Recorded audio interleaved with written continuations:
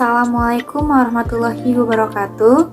Perkenalkan, nama saya Rifa Anissa dari Prodi Sastra Indonesia, kelas 02 SIDP 003. Sebelumnya, yang terhormat Ibu Velayati Khairul Akbar, SPD MPD, selaku dosen pengampu Sejarah Sastra Indonesia. Baik, saya di sini akan menjelaskan tentang sejarah sastra angkatan 45 dan sastra periode 1950 sampai 1960-an. Langsung saja ke materi yang pertama, yaitu sejarah sastra angkatan 45. Kehadiran angkatan 45 serta karya sastra angkatan 45 meletakkan pondasi kokoh bagi sastra Indonesia. Dikarenakan angkatan sebelumnya dinilai tidak memiliki jati diri keindonesiaan. Selanjutnya yaitu karakteristik karya sastra angkatan 45. Apa saja sih karakteristik karya sastra angkatan 45? Yang pertama yaitu bercorak lebih realistik dibanding karya angkatan Pujangga Baru yang romantik idealistik. Yang kedua, pengalaman hidup dan gejolak sosial politik budaya mewarnai karya sastrawan. Yang ketiga, bahasanya lugas, hidup dan berjiwa serta bernilai sastra. Yang keempat, sastrawannya lebih berjiwa patriotik. Yang kelima, bergaya ekspresi dan revolusioner. Yang keenam, bertujuan universal nasionalis. Yang ketujuh, bersifat praktis.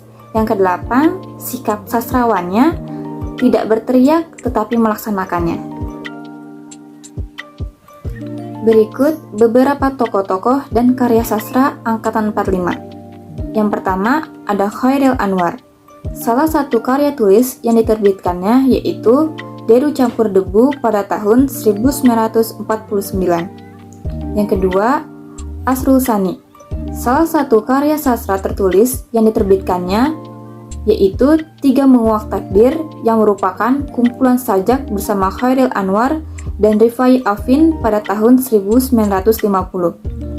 Yang ketiga, ada Abdullah Idrus. Salah satu karya novel yang diterbitkannya yaitu Aki pada tahun 1949.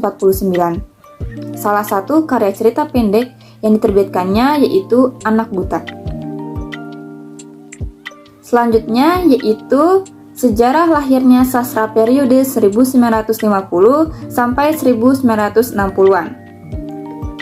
Angkatan 50-an ditandai dengan terbitnya majalah sastra Kisah Asuhan H.B. Yasin. Ciri angkatan ini adalah karya sastra yang didominasi dengan cerita pendek dan kumpulan puisi. Pada angkatan ini muncul gerakan komunis di kalangan sastrawan yang bergabung dalam Lembaga Kebudayaan Rakyat atau Lekra yang berkonsep sastra realisme sosialis. Selanjutnya yaitu karakteristik karya sastra angkatan 1950 sampai 1960-an. Yang pertama, umumnya karya sastrawan sekitar tahun 1950 sampai 1960-an. Yang kedua, sampai tahun 1950 sampai 1955, sastrawan angkatan 45 juga masih diterbitkan. Yang ketiga, corak karya cukup beragam karena pengaruh faktor politik atau ideologi partai. Yang keempat, terjadi peristiwa G30 SPKI sehingga sastrawan Lekra disingkirkan. Yang kelima, gaya epik bercerita berkembang dengan berkembangnya puisi cerita dan balada dengan gaya yang lebih sederhana dari puisi lirik. Yang keenam, gaya mantra mulai tampak balada-balada. Berikut beberapa tokoh-tokoh dan karya sastra angkatan 1950 sampai 1960-an. Yang pertama ada Pramoedya Anantathur. Karyanya yaitu Keluarga Gerilya pada tahun 1951. Yang kedua ada Perburuan 1950. Yang ketiga ada Gadis Pantai pada tahun 1952. Selanjutnya NH Dini dengan karyanya yang pertama ada Dua Dunia pada tahun 1950. Yang kedua Dalam Sajak pada tahun 1950. Yang ketiga ada Hati Jang Damai pada tahun 1960. Sekian penjelasan saya mengenai sejarah lahirnya sastra angkatan 45 dan sastra periode 1950 sampai 60-an.